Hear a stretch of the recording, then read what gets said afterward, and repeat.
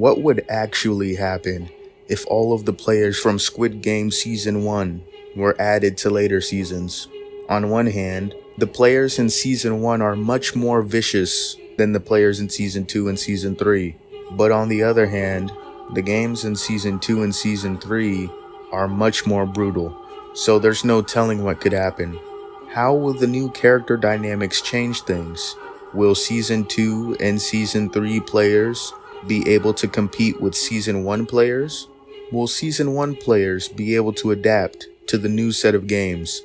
Stick around to the end and you'll find the answer to all of that and then some. First things first, I'm mostly going to focus on the main characters. I believe that narratively speaking, most of the players that died in Season 1 died because they were players that were meant to die for the story to progress. Their main purpose was to show the main characters what would happen if they failed. So it's safe to assume that if they were in the later seasons, they would have died anyway. Sure, maybe that one guy that couldn't cut his honeycomb may have survived if he was doing the Six-Legged Pentathlon instead. But I'm pretty sure he would have found another way to die early, since he was just a side character. The only thing that would actually change is the fate of the main characters. I'm also not going to add the player 456 from Season 1 because of the fact that Gi-hun is already in the competition. This video will basically be a hypothetical of if the Season 1 players competed in the 37th Squid Game instead of the 33rd. But with all that being said, let the Squid Game begin.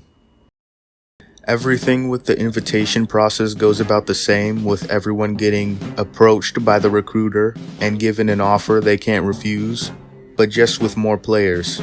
Something interesting to note is that the creator of Squid Game actually chose the original number of 456 players in order to represent the plights of the average member of society, since 4, 5, and 6 are the median numbers between 1 and 10. But if you add all of the players from every season of Squid Game, obviously only counting 4, 5, 6 once, since he's in both seasons, you would get a total of 911 players, which is surprisingly fitting given the amount of tragedy that happens in the show. And with a prize pool of 91.1 billion won, there's even more reason to win, ensuring these tragedies will continue to occur. Right off the bat, the energy in the dormitory is going to shift a bit. Both the original 001 and the new 001 are going to know each other, but they're probably going to try to keep that a secret. And I'd imagine Gi-hun would try to expose the original 001 for not being a real player, like L trying to expose Light for being Kira, but no one would believe him. Just like no one believed he played these games before. In Season 2, Player 230 was the dominant aggressor, with Player 100 being a close second, but Player 101 outclasses them both in that regard. Before the games even begin, Thanos will attack Myungi and Frontman will intervene. But will he also intervene when Player 101 attacks 067? To find the answer to that, we need to understand why the Frontman intervened in the first place. Did he do it to look like a hero in front of Gi-hun? Yeah, that would certainly serve his motives of befriending Gi-hun, but there's also another motive that will make things even more clear. The other motive is of course the fact that Frontman didn't want his horses to get hurt before the race. That's the same reason why in Season 1 he made the Pink Soldiers intervene when Player 067 was getting attacked. So yes, it's safe to say that Frontman would come to Player 067's rescue, but only to prevent them from getting hurt before the games start. He'd also stop 101 from killing Player 271, who accused him of stealing food. This would all rub Player 101 the wrong way. Unlike Thanos, Deok-soo desperately needs to be seen as tough, but Frontman would ruin that image, so now he would have a brand new person to hate, which may come into play later. How fitting is that? The most ruthless criminal versus the most ruthless cop. Everything in the plot progresses the same, leading to everyone competing in red light, green light. Although it may seem like gi-hun was not effective in saving people in the 37th Squid Game, he's actually able to considerably reduce the amount of casualties, from 255 in the first season to only 95 in the second season. So whatever the kill count of this combined red light, green light was, it would definitely be a lot less than season 1. Once 456 warns everyone of the danger. Something interesting to note is that the automated guns in the 33rd Squid Game were actually switched to pink soldier operated guns in the 37th Squid Game.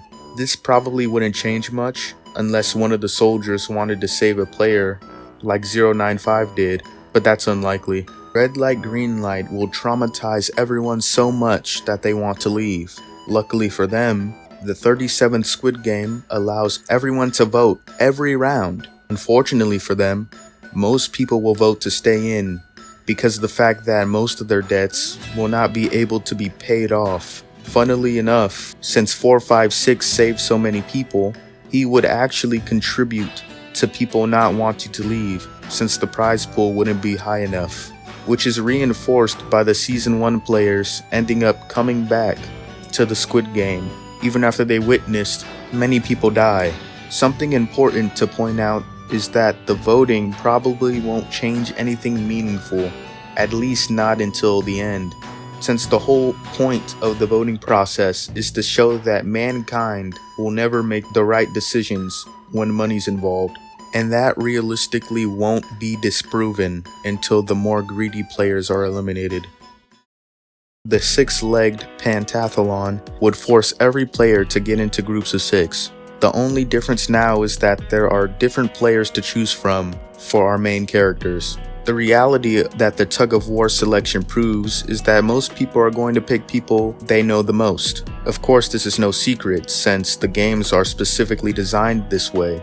Have you ever wondered why there's always people who know each other in the games? One time would be a coincidence, but 2 times in a row? That's no accident. Frontman specifically contrives the games to have people that know each other in order to prove his philosophy that people are willing to betray those closest to them and do the unthinkable for money. 456 and 390 are friends. They would naturally partner up.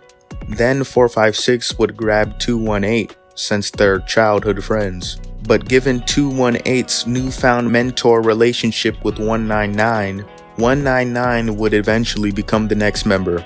The final spot would go to 388 by the way that he and 390 bonded in the dormitory.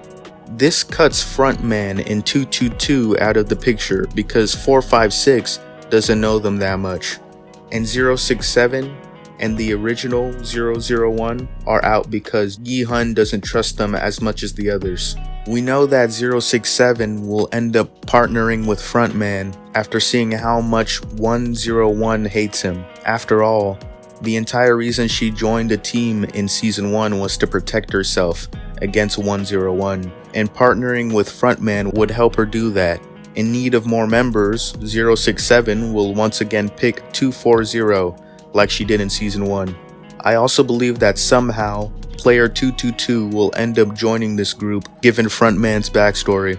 Before he ended up participating in the Squid Game, he was unable to take care of his own child, making him sympathetic to player 222. And 067 would relate to 222 in a way, because 222 is protecting her baby the same way 067's mother was trying to protect her by immigrating. For these reasons alone, 222 will join the team. It's hard to say who the last member would be, but I would say that it'd probably be 001 since he and frontman have a student-mentor relationship. The rest of the teams pretty much shake out the same way with some minor changes. This time around, 212 would no longer be a burden to 101 because of the fact that the Six-Legged Pentathlon isn't a strength competition. In fact, it actually includes gongi, a game that's traditionally meant for girls, making 212 a valuable asset in 101's eyes. Keep in mind, the entire reason behind 101's demise was because he betrayed 212. So a change like this could change the entire trajectory of his story, potentially destroying the grudge that destroyed player 101 in the end. On the other hand, player 111 would not be useful to 101 anymore. In season 1, 111 was given information about the upcoming games as a reward for helping with the Pink Soldiers' secret schemes. But now that the Pink Soldiers are no longer conspiring with players, 111 won't have an advantage for player 101 to exploit. But I'm sure that 212 will be a fine replacement for player 111 and help 101 win the game. After all, she's good at everything except for the things she can't do. Team 456 will still end up winning, possibly even sooner this time. One of the things holding them back was the front man selling on purpose. Bro was using his right hand to throw the spinning top, even though he was left-handed, just to get a thrill, as shown by how he keeps failing with his right and then switches to his left and instantly succeeds. All of the other teams that won still win, and all of the other teams that lost still lose. Even though this game was responsible for bringing players together, the next will be responsible for violently tearing them apart. Mingle is where things start to get interesting for our players, because Squid Game indirectly confirms that the fate of the players in Mingle were destined to occur. Player 044, who prides herself in her psychic abilities, can be seen glaring at 095 and laughing. Moments later, 095 ends up dying. Now you might be thinking, that's probably just a coincidence. After all, she has been proven to be a phony before. And I would agree with you if she didn't also predict that 456 would be responsible for saving 222's baby. One correct prediction would have been a coincidence, sure, but twice in a row? That can't just be a lucky guess. So if we assume that 044's fortunes are true, then that would mean that the events of Mingle are set in stone, meaning the players who survive Mingle will still survive, and the ones who died will still die.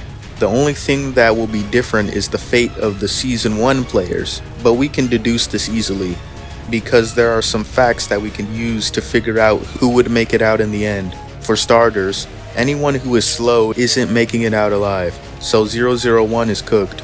067 is used to fending for herself, so she would definitely make it out. Same goes for 218, because of his proven cleverness. When it comes to 101 and his crew, we know for sure that they won't all survive. It has been proven that they are the most unloyal team in Squid Game Season 1, shown by how player 101 betrayed 212 and how 101's right-hand man showed no regard for 101's life when playing marbles. However, the most loyal out of all of them is 212, so she would definitely get betrayed first. And even though no one likes 101 and his team, let alone the entire competition, there's an important bit of information that will aid in his survival. The players are technically allowed to kill each other. That's exactly how Frontman was able to save his own life. And since player 101 has shown to have no problem killing other players, he'll do just fine. If you remember from Season 1, the only reason why 199 and 240 were eliminated was to be sacrificed for 218 and 067 to live. But that's only because Marbles was a game where the players had no option but to betray each other. Mingle isn't exactly the same. Given the deep bonds that 067 and 218 had with 240 and 199, they would definitely figure out a way to get 240 and 199 out alive. So as long as player 199 followed 218 and player 240 followed 067, they would survive. On top of that, the smallest number that was given in Mingle was 2, which would allow 218 and 067 to save their respective partners from being stabbed in the back. But will that still hold true when one of the following games literally requires the players to stab each other? Well, before we find that out, the players must make it through a more special game. As a culmination of all of the voting processes, Team X and Team O would end up fighting in the bathrooms as usual, but this time, Team X would have a little more power with 101 on their side. However, There is no evidence to support that player 101 would be in the bathroom at the same time as the fight. We actually only see him in the bathroom on screen one time, and he wasn't peeing. So this fight would go about the same, which will result in all of the players learning that they can kill players to increase the prize pool. With tensions on the rise, 456 will make his plan to overthrow the pink soldiers during the special game. The only player from Season 1 that would end up helping out 456 in his scheme is probably 199, with everyone else being either too afraid or unwilling. With 456 being in groups with other people, Frontman probably wouldn't have been able to get as close to 456, resulting in 456 not trusting him as much, but 456 would probably still allow the frontman to join his strike force, which will lead to betrayal in the end. And now that everyone that volunteered in the rebellion was out of the equation, the players will vote and get ready to play hide and seek. Even though the assignment of hiders and seekers seem to be at random, I highly doubt it. There's no way that it's a coincidence that the main characters just so happen to get the opposite roles as their partners. 3A8 and 456 were assigned opposite roles to take advantage of player 456's hatred toward 3A8 after the revolt. 007 and 149 were given opposite roles because of their mother-son relationship, so on and so forth. The role assignment being rigged isn't surprising when considering how every part of the games is picked and curated for the desired outcome. It's the same reason why Frontman handpicks players that know each other. So if the counterparts are based on people who know each other, 101 and 067 will have opposite roles, with 067 being a hider and 101 being a seeker. 101 would naturally pass since he has no problem killing people. 067 is good at hiding and sneaking around like she did in the vents in Season 1. But she'd soon realize that she needs multiple keys to win, so she would most likely team up with the most trustworthy group she could find to succeed, which would lead her to 120's team since 067 was in a group with 222 in one of the previous games. And since 120 ended up finding the exit, 067 would end up making it out alive. As for 240, the role she gets is a little bit up in the air, but I'd still say it's a certainty that she would survive. If she was a hider, she would end up following around 067 to victory, given their close bond. And if she was a seeker, she probably wouldn't have an issue killing someone, since she already has a history of murder. Same goes for player 218, since he's both known for his intellect and ruthlessness when playing games. Everything else transpires as usual. By this point in the competition, almost all of the players are gone, but even so, Jump Rope will thin out the players even more. We can be sure that, along with the original winners, the remainder of Season 1 players will make it as well, given their track records. 067 and 218 were able to win glass stepping stones, which is basically just jump rope without the jumping. As for 101, the only reason he lost glass stepping stones was because that game was a 50-50, much too risky to bet his life on. But now he has a straight path across, and 212 isn't around to drag him down anymore. He is overweight, but a lot of the overweight players ended up winning anyway.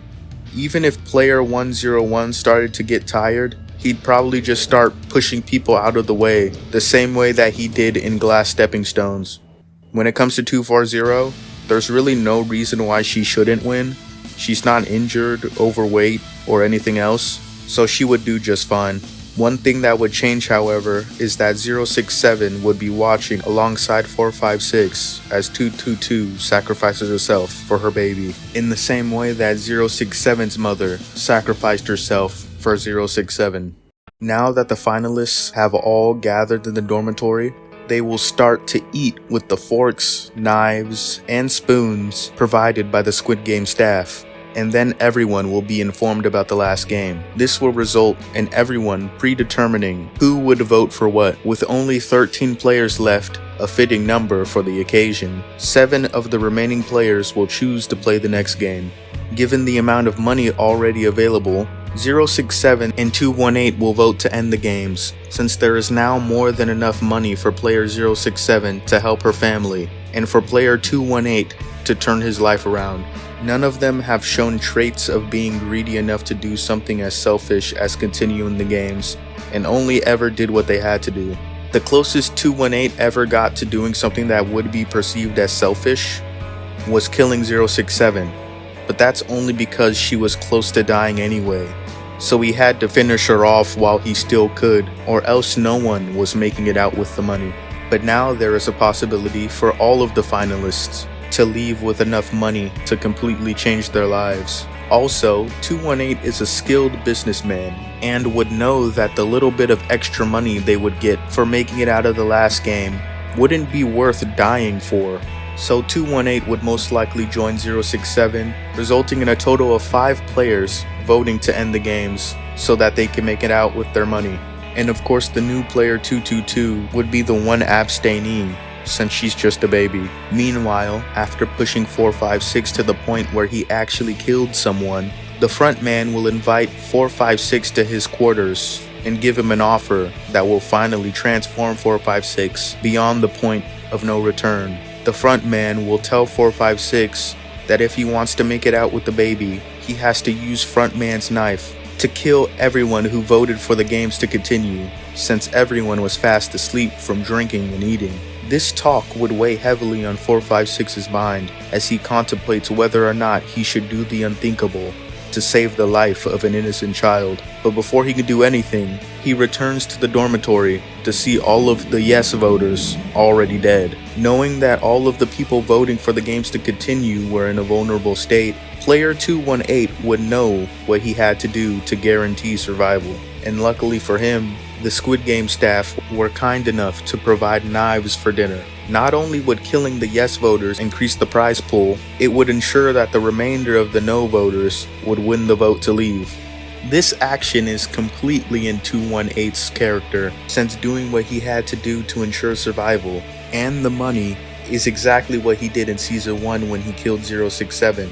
Only this time, he wouldn't have a need to kill player 067 because of the fact that playing the next game isn't technically required. When the next day comes around, 5 players vote for the games to end and 1 player abstains, resulting in 456, 218, 067, 240, 222, and 125 splitting the 91.1 billion won 6 ways.